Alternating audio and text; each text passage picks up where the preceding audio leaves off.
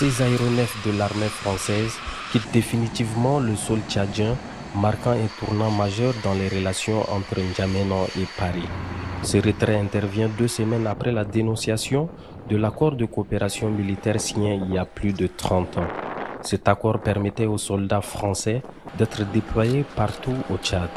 Le gouvernement tchadien qualifie cette décision d'un acte historique de souveraineté. Cette présence militaire était incompatible avec un pays à la recherche de sa pleine et entière souveraineté. Donc, ça n'a rien à voir avec la rupture des relations avec la France. La France demeure un partenaire essentiel dans notre coopération, mais nous ne voulons plus d'une base aérienne.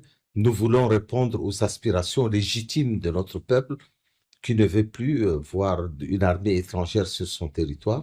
De son côté, Paris affirme avoir pris acte de cette rupture.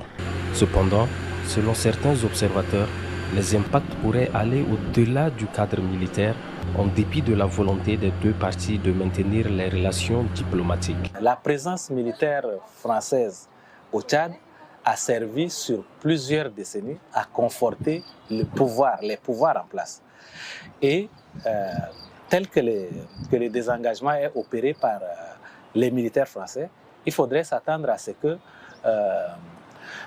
les autres acteurs, par exemple les groupes rebelles ou les acteurs opposés au pouvoir actuel en place, aient l'impression que le pouvoir tchadien soit devenu fragile, fébrile, et donc que cela aiguise leur envie de tenter d'ébranler les fondements de ce pouvoir.